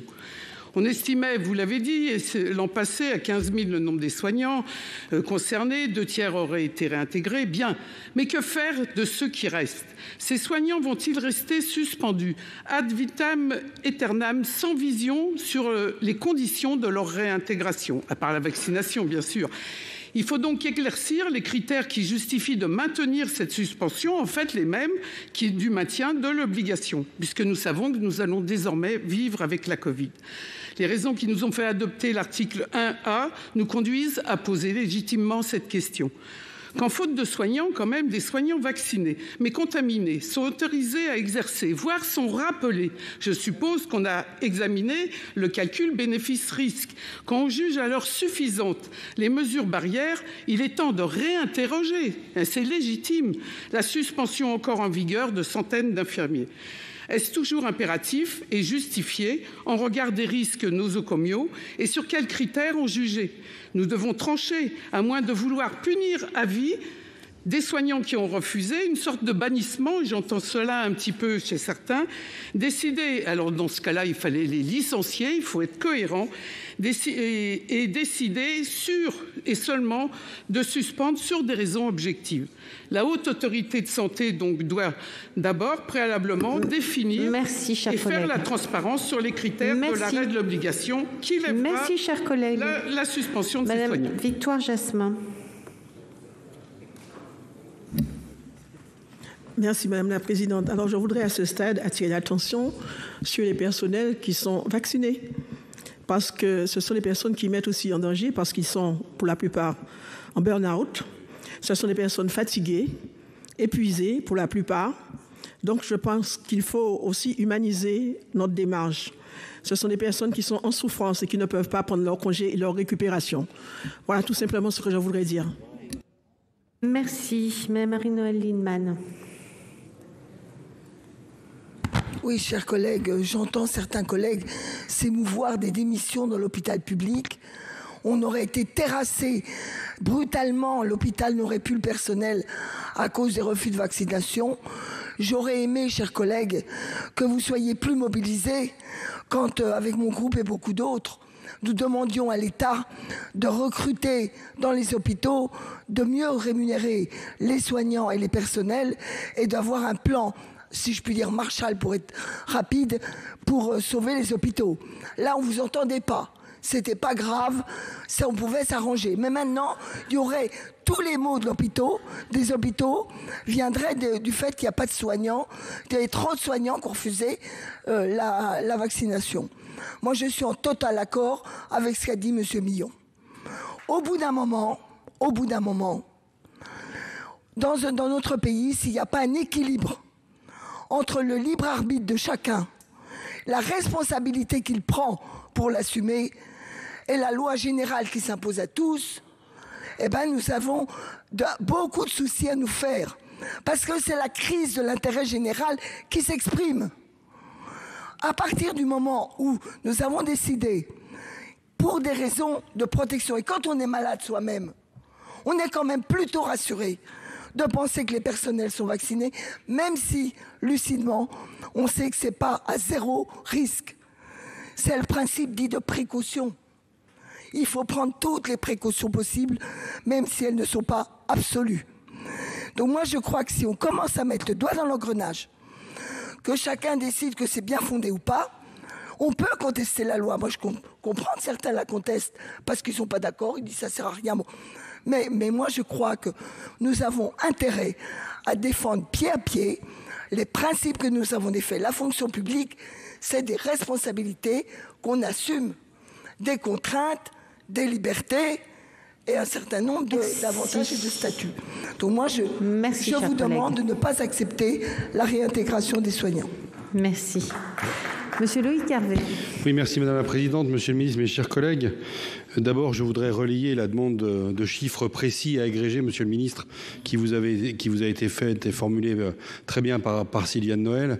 Je crois qu'on a vraiment besoin d'avoir des chiffres objectifs qui nous permettent d'avoir une idée de ce que représente l'effectif réel, fonction publique hospitalière, salariés de droit privé, profession libérale, pompiers professionnels et volontaires, pour qu'on sache vraiment dans le pays, à l'instant où on se parle, vous avez les éléments statistiques qui vous permettent de répondre à cette question, Monsieur le Ministre, mais de ne jamais dire « Ah bah tiens, on va prendre un chiffre comme par hasard. Dans une ARS, dans le domaine hospitalier, ça donne 200 et quelques. Puis après, on va chez les pompiers, ah bah ça donne 200 et quelques chez les pros. » En oubliant qu'il y a 5000 volontaires qui ne sont plus en capacité de monter aujourd'hui dans un VSAV. Deuxième chose, je remercie le rapporteur, puisque avec son amendement, il permet que ce débat ait lieu. Parce que je sache, je n'ai pas mémoire que nous ayons décidé ici, pour ceux qui l'ont voté, pour ceux qui ont voté la suspension des soignants non vaccinés, que nous les ayons suspendus ad vitam aeternam. Et Antoine Flao, professeur de médecine à Genève, dit « Le maintien de la suspension des soignants non vaccinés n'est plus fondé sur le plan scientifique. Il n'y a en effet pas de raison d'exiger le vaccin chez les soignants car il n'évite pas ni ne réduit pas suffisamment les contaminations des nouveaux variants du SARS-CoV-2. Sur un plan éthique, il n'y a pas davantage de raison de ne pas réintégrer les personnes non vaccinées parce qu'ils penseraient différemment des vaccinés, mais est-ce une condition de leur embauche que d'avoir des raisonnements scientifiques validés par le gouvernement ? Ne pas réintégrer les non vaccinés sans un minimum de fondement scientifique créerait un précédent questionnable en termes de gestion des fonctionnaires, blâmer ces personnels de santé, je cite toujours, pour leur comportement passé irresponsable et illégal, oui, c'est Flao qui parle, ne pas les réintégrer, non. Antoine Flao, professeur de médecine, personne qui a énormément intervenu pendant le débat. Merci, chers collègues. Merci. Donc, deux amendements que nous allons étudier, identiques et faisant l'objet d'une discussion commune. Donc, et ce sont des amendements de suppression. Et le premier, 52, Madame Guillotin. Merci Madame la Présidente. Alors, à nouveau, je crois que tout a été dit pour expliquer la suppression de cet amendement et qui remet en cause le principe de réintégration des soignants non vaccinés. Alors déjà, c'est une modification du régime d'obligation vaccinale qui a été décidé à un moment où la crise sanitaire était là. On parle bien d'obligation vaccinale. Et la situation sanitaire aujourd'hui, on l'a dit tous dans cet hémicycle, n'est pas derrière nous, mais encore en situation d'épidémie. Et cette obligation vaccinale des soignants perdure. Et je crois que la moindre des choses pour un soignant, c'est de la respecter. Je crois, comme certains l'ont dit, à la fois en la science, bien évidemment, en la médecine, mais surtout en l'intérêt général. Et je ne pense pas que chacun, dans une société, dans un métier, dans un établissement, puisse décider de son côté s'il se vaccine ou il ne se vaccine pas. Alors, on m'a dit oui, mais en fait, avant, c'était pas comme ça, ou alors pourquoi il ne serait pas réintégré? Mais moi, quand j'ai fait des études de médecine, ou plusieurs ici l'ont fait, moi, si je n'avais pas mon certificat de vaccination contre l'hépatite B, enfin, je pense que tout le monde était pareil, eh ben, nous ne faisions pas de stage. C'est-à-dire que je ne rentrais pas en médecine, on me demandait. Donc, rien n'a changé, en fait, dans le système. On a un débat aujourd'hui sur cette réintégration. Alors, qui a un débat sur le fait, est-ce qu'aujourd'hui, la vaccination des soignants est encore nécessaire? Ça, c'est un débat qu'il faudra avoir. Si elle n'est pas nécessaire, eh ben on annule cette obligation vaccinale et bien évidemment que les soignants non vaccinés sont réintégrés. Mais si la science, la médecine, enfin les autorités sanitaires, et Monsieur le Ministre va peut-être nous informer des contacts qu'il a eus, mais si cette vaccination, vu le contexte sanitaire, est encore obligatoire, eh ben les soignants non vaccinés ne peuvent pas être en contact avec des patients, notamment les plus fragiles, dans des services de réa, où on sait que 9 patients sur 10 sont des patients non vaccinés. Donc, j'en dirai pas beaucoup plus. Tout a été dit. Je vous remercie, Madame Lienemann, d'ailleurs, pour le petit coup de gueule que vous avez eu tout à l'heure. Parce que juste deux choses, c'est pas en répétant des choses fausses sans cesse qu'elles deviennent vraies. Merci. L'amendement 60, Madame Cohen. Oui, merci Madame la Présidente, mes chers collègues. Avec cet article 2 bis, le rapporteur propose une issue à la situation des personnels soignants suspendus en leur permettant en fait d'être réintégrés dès lors que la situation épidémiologique constatée par la Haute Autorité de Santé ne nécessiterait plus l'obligation vaccinale pour ces personnels. Je veux saluer cet effort de réécriture de la part du rapporteur Philippe Bas. Il s'agit effectivement d'une légère avancée par rapport au texte initial du gouvernement, mais il nous paraît difficile au niveau de notre groupe, majoritairement, de laisser les personnels de santé suspendus à cette évolution qui semble s'inscrire sur le long terme. Et moi, je pense que le débat là devient plus intéressant parce qu'il est moins binaire. Je pense que, en tout cas, je fais partie de ceux qui trouvent que la vaccination, c'est une arme efficace pour combattre effectivement cette pandémie, même si ça a été dit, c'est pas suffisant, mais en tout cas, c'est une manière de protéger les personnes, les patientes et les patients. Mais on sait également les limites au niveau de la contamination. Et puis là, quand on parle des personnels, mes chers collègues, on s'attaque quand même au droit du travail.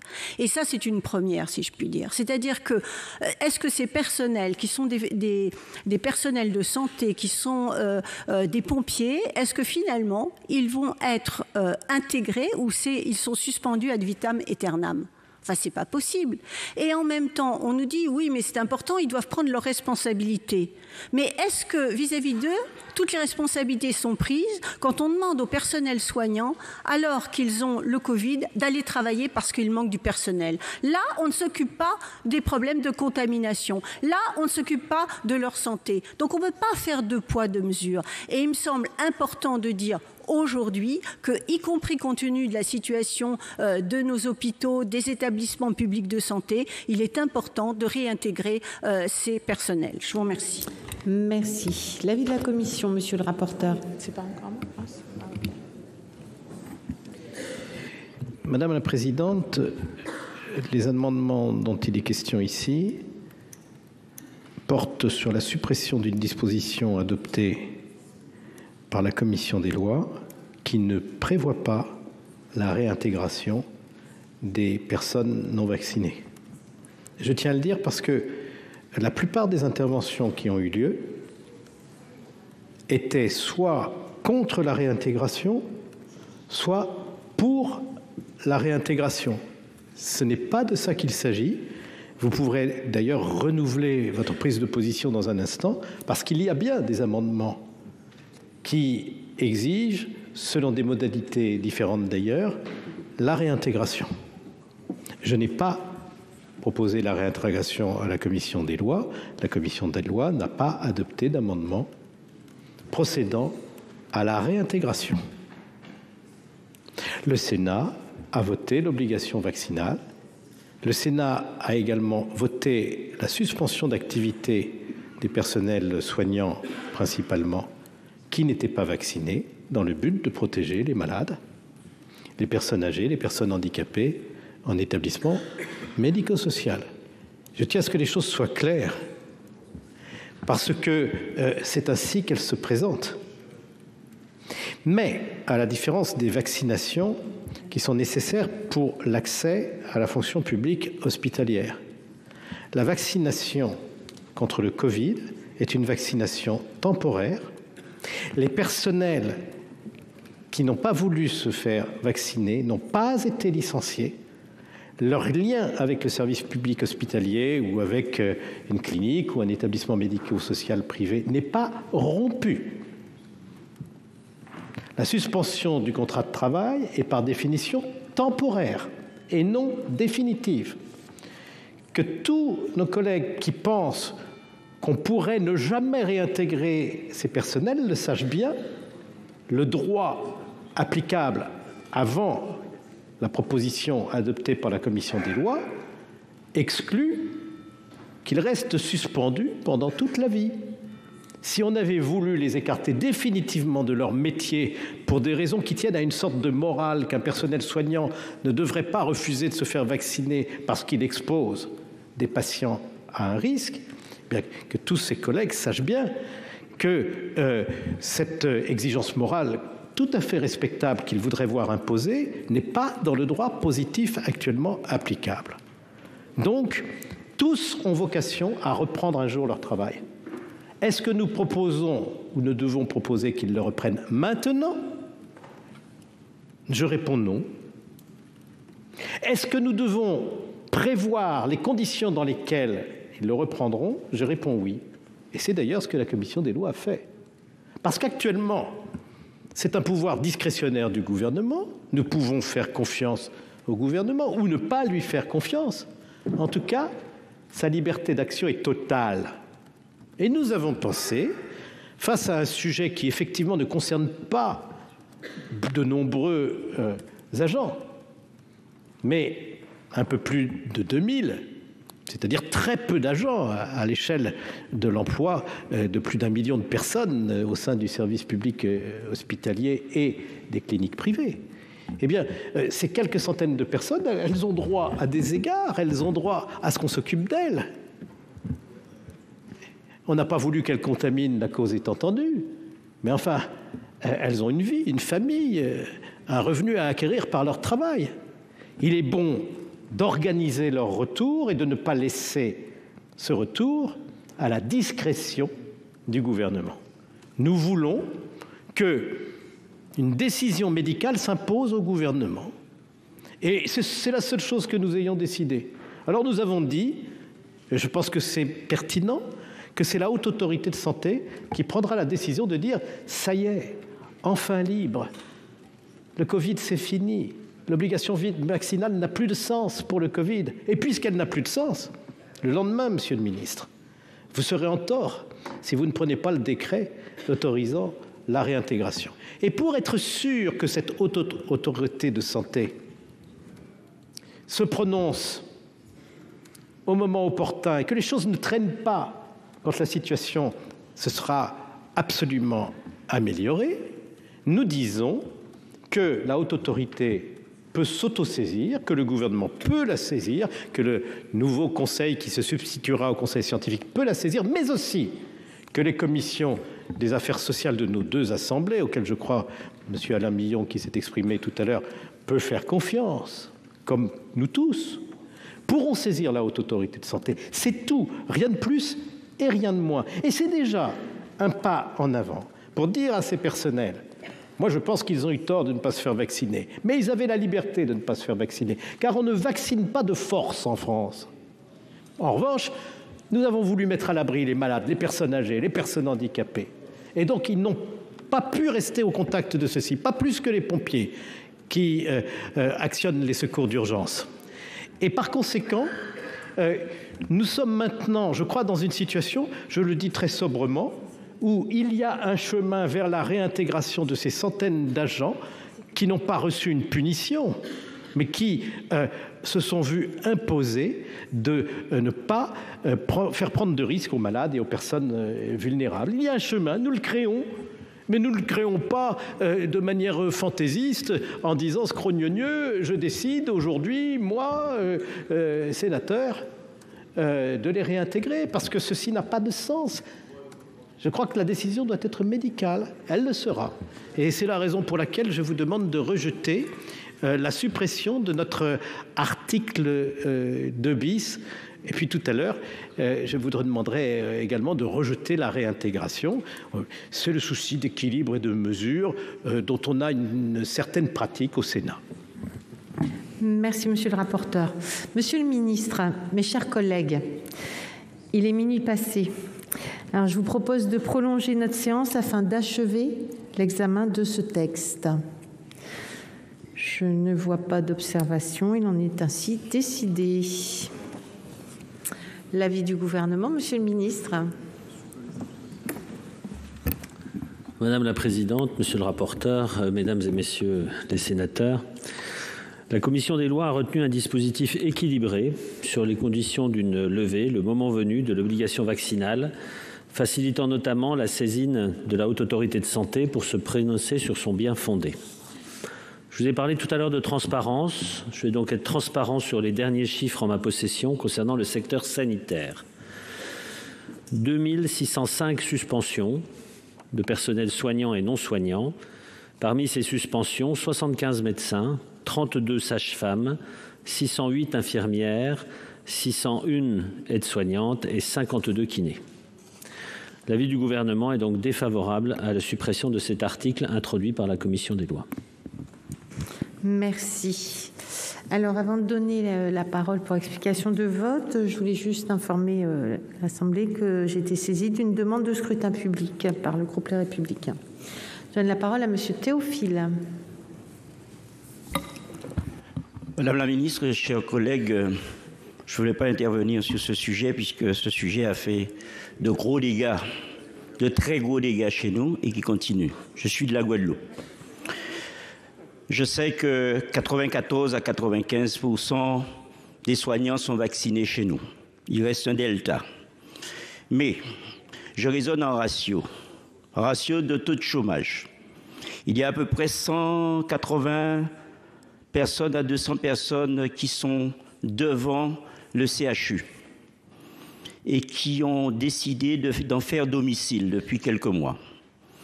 C'est toute la Guadeloupe à peu près qui passe le matin devant le CHU pour soit donner à manger, soit laisser quelques 10 € pour que ces personnes puissent en tout cas s'occuper de leurs enfants. Pendant la période électorale, et vous savez chez nous, 200 personnes, ça touche rapidement toute la Guadeloupe. Ils ont décidé, les Guadeloupéens, de faire la peau de tous ceux qui ne soutenaient pas les suspendus, faire la peau politique. C'est devenu un sujet national. Tous ceux qui étaient et qui prônaient la non-réintégration des soignants ont été battus. Et ça, c'est un pan. Deuxième chose, je parlais du taux de chômage. Ces personnes-là ne travaillent pas et n'ont pas de revenus. Et c'est ce qui rythme la vie aujourd'hui en Guadeloupe. Ce que je demande, pourtant, je suis un défenseur du vaccin, j'en ai 3, et très rapidement. J'étais président de la Fédération hospitalière des Antilles et de la Guyane. Je connais comment ça se passe, je suis rationnel. Ce que je demande, c'est qu'il y ait, et c'est une proposition, un billet pour que ces personnes-là, qui ne travaillent pas, puissent trouver le moyen d'avoir une activité dans le cadre d'une activité d'intérêt général qui puisse toucher au moins un revenu. Merci. Et le temps viendra, ils vont réintégrer et toucher leur salaire puisqu'ils ne sont pas licenciés. Merci, et ils n'ont pas fait de leur propre gré. Donc ils puissent trouver une activité. Je donne la parole à M. Chaumier. Merci. Merci, Madame la Présidente. Moi, je souscris au fait qu'effectivement, même si cet article 2 bis était voté, aucun soignant ne sera réintégré à court terme. Parce que tant que l'épidémie continuera et des vagues sont à venir, eh bien, l'obligation vaccinale des soignants sera maintenue. Et cet article 2 bis ne propose pas de réintégrer des personnes alors que l'obligation vaccinale est en vigueur. Donc effectivement, il faut être cohérent. Si on veut que ces soignants reprennent leur travail, il faut soit lever l'obligation vaccinale, et je n'ai pas entendu qu'il en soit question, soit sinon abattre une valeur fondamentale de l'engagement dans un métier de soignant, qui est d'accepter de se plier à des règles de protection collective, de solidarité réciproque, au-delà de son propre choix individuel. Et si cette porte est ouverte, eh bien les dégâts seront considérables dans notre société. Confronté à cette question, il eût été plus sage de s'en tenir au dispositif actuel qui prévoit que, par décret, après avis de la Haute Autorité de Santé, l'obligation vaccinale puisse être levée et donc, logiquement, les gens être réintégrés. Mais le rapporteur a choisi d'étendre le champ du projet de loi, et on verra bien éventuellement ce que le Conseil constitutionnel en dira, pour traiter cette question. Ça n'apporte rien de plus. Ce n'est qu'un message politique qui est envoyé et qui prend place, et Patrick Kanner l'a dit, dans le cadre des nouveaux équilibres politiques de nos assemblées. Et nous avons même assisté aujourd'hui, dans notre hémicycle, à un retrait par le groupe qui soutient toujours le gouvernement d'un amendement contre l'avis du gouvernement, mais pour faire passer le texte avec la majorité LR du Sénat. Pourquoi pas? Mais il faut le dire clairement, ce n'est pas une posture scientifique ou autre, c'est un choix politique. Merci. Monsieur Chassaing.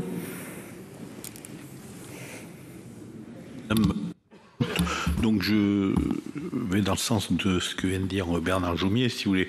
La réintégration du personnel ne peut pas être faite tout de suite, d'ailleurs, elle sera faite par l'HS si l'évolution de la situation épidémiologique le justifie. Donc c'est pas du tout pour l'instant, mais en fait je voterai l'amendement de Madame Guillotin, Véronique Guillotin. Pourquoi? Parce que, si vous voulez, on retrouve à l'article 12 de la loi du 5 août 2021, le point 4, qui permet au gouvernement, par décret, après avis de l'HAS, de réintégrer tout ou partie des soignants non vaccinés. Alors, ce qui, après avoir voté l'article 2 bis, ça pourra être fait par l'HAS seul.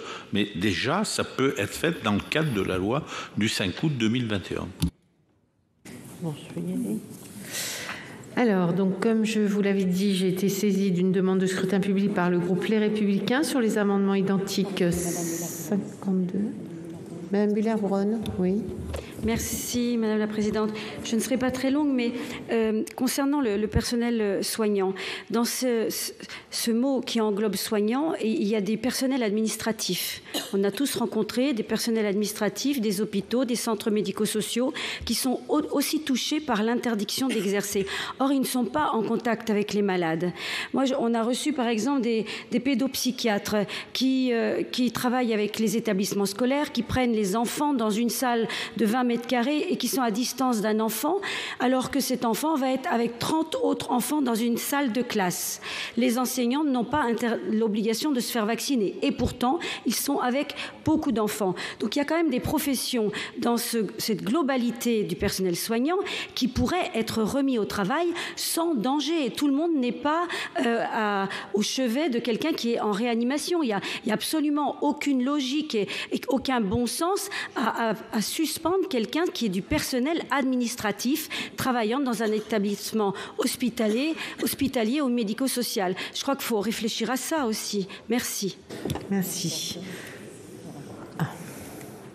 Vraiment, monsieur le rapporteur, très peu de temps, parce que si vous voulez passer la nuit avec moi, il n'y a pas de souci. Mais en revanche, ce sera à votre détriment. Il a fallu, Madame la Présidente. Allez-y. Il a fallu, Madame la Présidente, attendre le jour de mon anniversaire pour que vous ayez des paroles aussi suaves à mon oreille. Et je tiens à vous en remercier publiquement.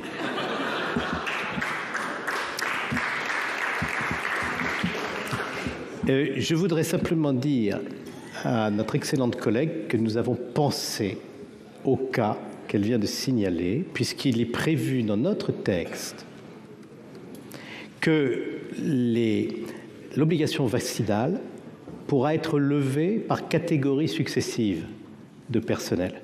Et effectivement, la Haute Autorité de Santé pourra très bien dire que telle ou telle catégorie de personnel, parce qu'elle est éloignée des personnes vulnérables, on peut lever son obligation vaccinale plus tôt que pour d'autres. Madame Cukierman.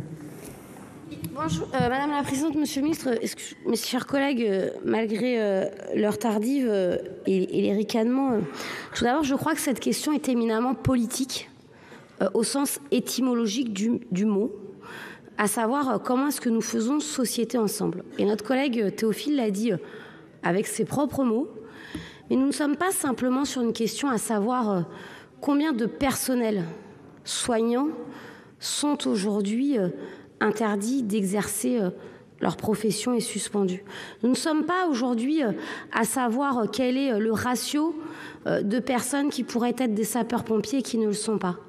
Nous sommes dans une question qui, et nous n'allons pas rouvrir le débat ici, je vous rassure, Monsieur le Ministre et mes collègues, qui résulte de comment la gestion de cette crise sanitaire et de la situation vaccinale a été faite et discutée ici au Parlement comme dans le reste de la société.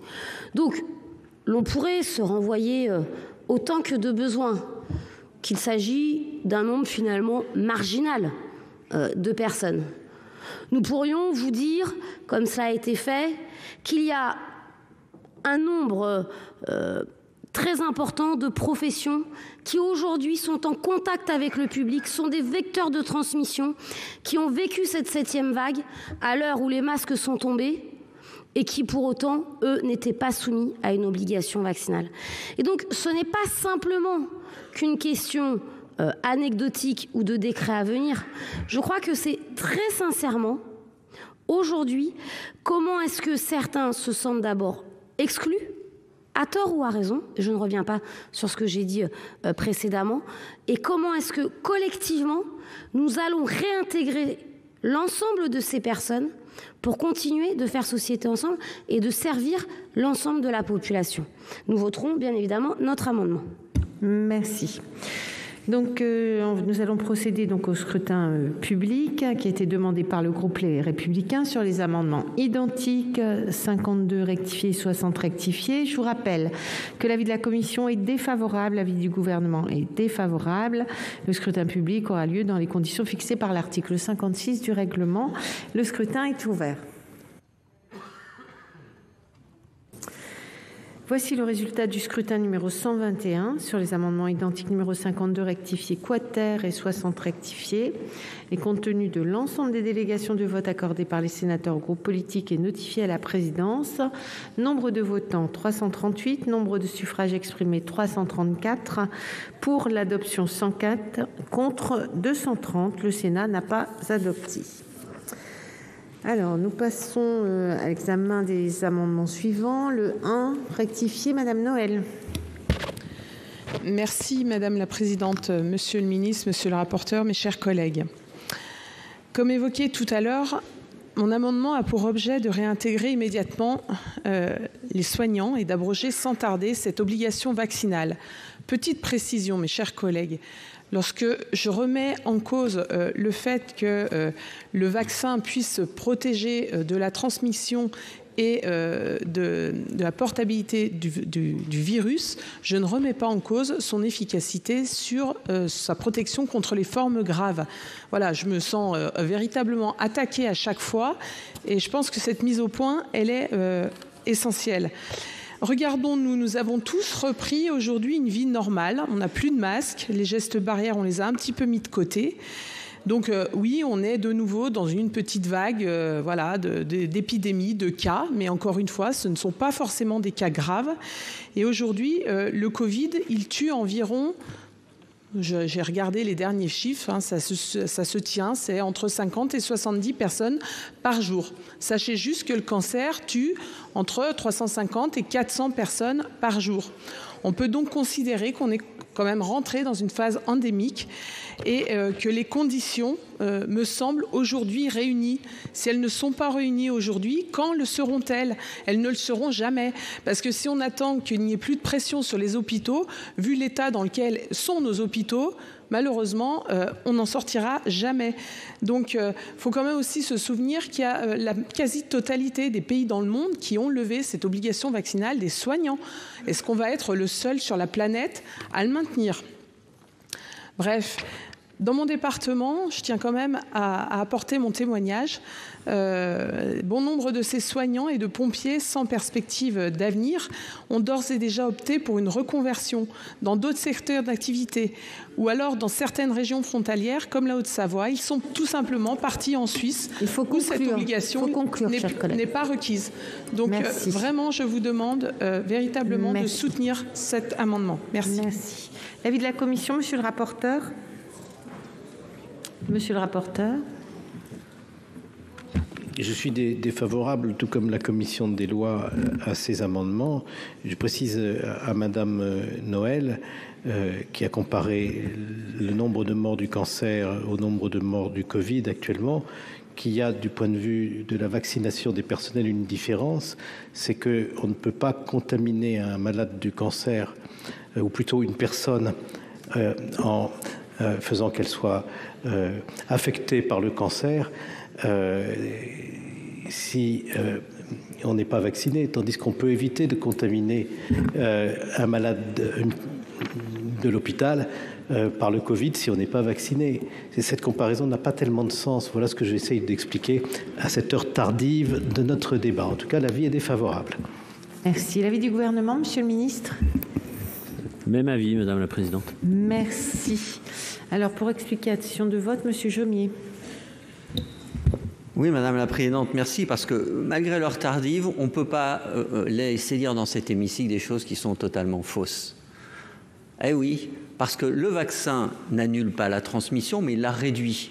Et ça n'est pas rien, la réduction de la transmission. Ça n'est pas inintéressant. On va le répéter à chaque fois que vous avancerez des faits qui sont inexacts, mais nous ne sommes effectivement pas dans des dispositifs efficaces à 100%. Et personne n'a prétendu que les vaccins évitaient 100% des formes graves et 100% des transmissions. C'est un outil imparfait, mais c'est le meilleur qu'on ait jusqu'à aujourd'hui. Puis deuxièmement, il a tué, ce virus, depuis le début de l'année, 25 000 personnes sur les 6 premiers mois. Ça ne fait pas 70 par jour. Je vous invite à sortir votre calculette. Ça fait 2 fois plus. Il a tué du 1er janvier au 30 juin. On verra plus tard pour les chiffres du 17 juillet, si ça vous amuse, mais 25 000 personnes. Ça veut dire une moyenne de 50 000 par an. Et il a tué 150 000 Français depuis le début de l'épidémie. Ça en fait un des problèmes de santé publique majeurs de notre pays, au même niveau que le tabac, l'alcool ou la pollution de l'air. Alors minimiser sans cesse les chiffres, minimiser l'intérêt des outils de lutte, je me demande quel est le fond de tout ça. Qu'est-ce que vous poursuivez comme but? De nier la nécessité qu'une société adopte des mécanismes collectifs pour se protéger contre une menace sanitaire de premier ordre.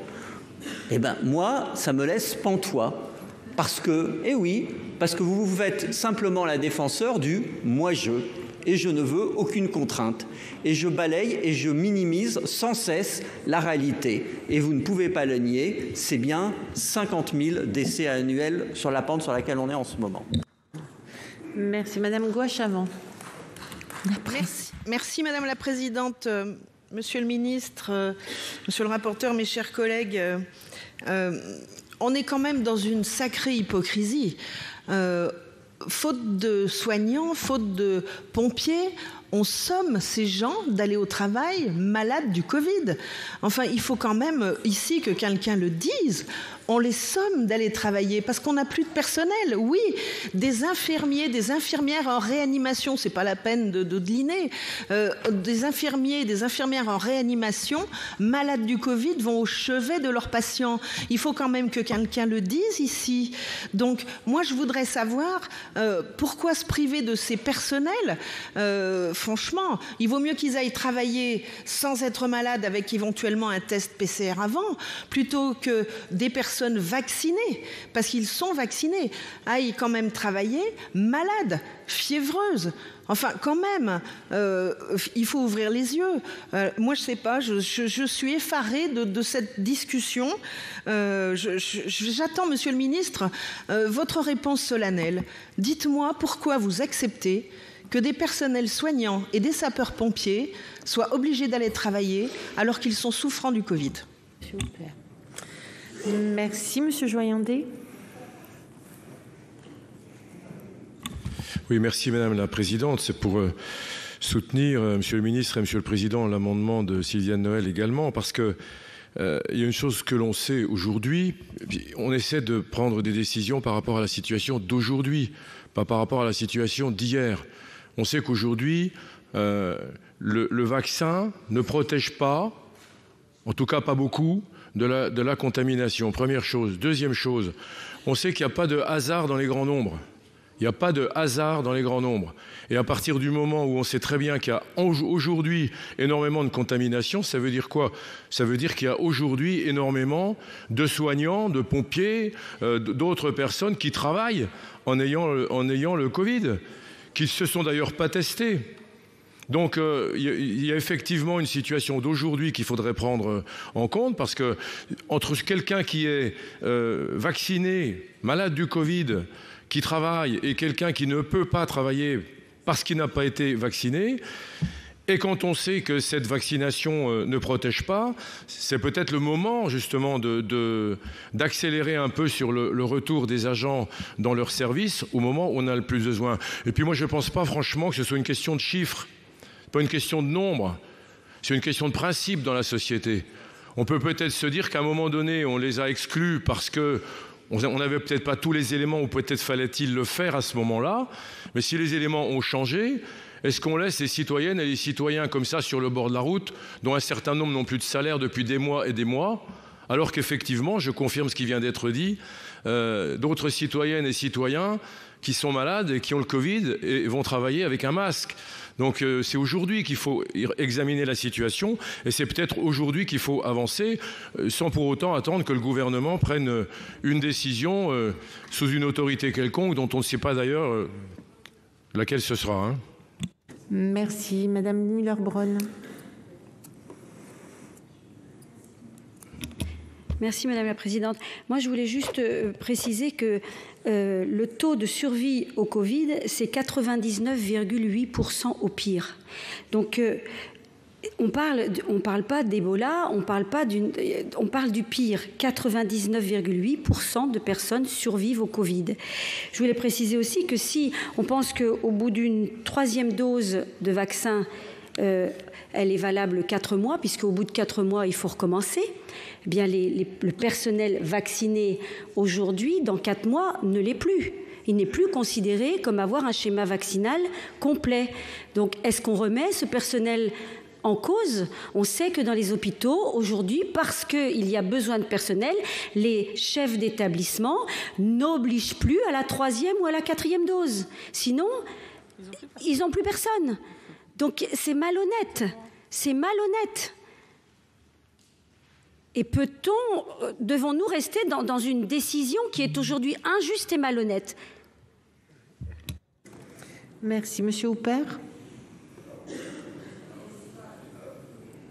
Merci Madame la Présidente. Monsieur le Ministre, mes chers collègues, devant la mort, il faut être humble. Devant la maladie, il faut être humble. Arrêtons de nous battre avec des chiffres. Nous sommes face à une injustice. à une inégalité face à des gens qui n'ont plus de travail, qui n'ont pas la possibilité, puisqu'ils sont toujours intégrés, d'aller chercher un autre travail. Un peu d'humanité. L'hôpital, ça vient d'hospitalité. Un peu d'hospitalité. Merci. Alors, je mets... Monsieur Fialer. Oui, Monsieur Fialer, c'est à vous. Ouais, j'entends parler d'humilité. Je crois qu'il en faut un petit peu d'humilité, effectivement. J'entends parler aussi de principes. Je crois qu'il en faut des principes. On a vraiment un problème dans notre société de respect d'autorité. Il y a un manque d'autorité. Alors, je ne parle pas de l'autoritarisme, des choses, mais d'une autorité de compétence. Alors, on peut dire que l'Académie de médecine, ce qu'elle dit, c'est n'importe quoi. Les facultés de médecine, c'est n'importe quoi. Nos hautes autorités de la santé, c'est n'importe quoi. On peut citer un professeur. Moi, je pourrais citer le professeur Raoult aussi, bien, qui était une sommité. Il faut arrêter. Je pense que dans une société, dans notre République, qui prône aussi la solidarité, la fraternité, il faut avoir un respect de certaines règles. Si on ne respecte pas un minimum de règles, si on ne les fait pas respecter, si on n'est pas exemplaire, quelle image on donne à l'ensemble de notre société, à nos enfants, aux simples citoyens qui font confiance lorsqu'ils vont dans des services de soins pour recevoir justement des soins qui sont peut-être pas exactement ceux que l'on souhaiterait, mais qui sont l'objet de consensus, le fruit de consensus scientifiques et qui ont été approuvés. Alors, effectivement, un peu d'humilité, s'il vous plaît, et puis un respect de certains principes qui est celui du respect de l'autorité. Merci. Alors, je mets aux voix l'amendement numéro 1 rectifié, qui a reçu un avis défavorable de la Commission et du gouvernement, qui est pour, qui est contre, qui s'abstient, n'est pas adopté. L'amendement 35, Monsieur Lurel. Merci Madame la Présidente, Monsieur le Ministre, chers collègues. J'ai bien entendu les explications de notre rapporteur. Les personnels aujourd'hui suspendus n'ont pas vocation à le rester à l'éternam. Ils ont bien vocation à réintégrer leur travail. C'est la raison pour laquelle je n'ai pas voté la suppression de cet article 2 bis. En revanche, moi j'ai un autre problème. Si le contrat de travail n'est pas suspendu, j'ai un problème moi d'affectation. Et j'ai un problème de respect et de discipline, d'autorité évoquée il y a un moment, de discipline quelque part. Oui à la réintégration, mais non à l'affectation au chevet des malades. Et c'est la raison pour laquelle je propose un moyen terme, de dire si cette vocation est bien là, ils peuvent réintégrer leur travail. Je suis d'accord pour la réintégration, mais non pas à leur affectation au chevet du malade ou des personnes fragiles ou vulnérables. Je vois mal comment un directeur d'établissement ne pourrait pas réaffecter. Alors je veux bien, la personne a subi une formation, a subi une obligation, a respecté une obligation vaccinale pour entrer dans le métier. Il me semble, et je parle sous votre contrôle, qu'il y a 72 métiers éligibles à l'obligation vaccinale. Il y a une seule, dont c'est une vocation plus que professionnelle. Elle est éthique, elle est morale. C'est de dire que vous devez prendre soin de vos patients. Et donc, moi, je propose qu'au lieu de laisser à la seule discrétion du gouvernement, on peut faire confiance, ou de laisser à une autorité de santé ou à je ne sais quel autre machin, quelle que soit leur expertise, que c'est au législateur de dire à cette autorité réglementaire que oui, d'ores et déjà, nous respectons cette autorité-là, nous respectons cette morale-là et que nous excluons une affectation au chevet du malade. Tel est le sens de l'amendement qui vous est présenté. Merci. L'avis de la Commission, Monsieur le rapporteur. Il est défavorable, Madame la Présidente. Merci. L'avis du gouvernement, Monsieur le Ministre. Même avis, Madame la Présidente. Merci. Je mets donc aux voix l'amendement numéro 35 qui a reçu... Non, mais quand je commence le vote, il fallait réagir avant. Donc, je vais vous laisser la parole, mais je vous le dis, quand je démarre l'opération de vote, c'est fini. Je sais. Donc, merci pour cette... J'aimerais comprendre l'explication.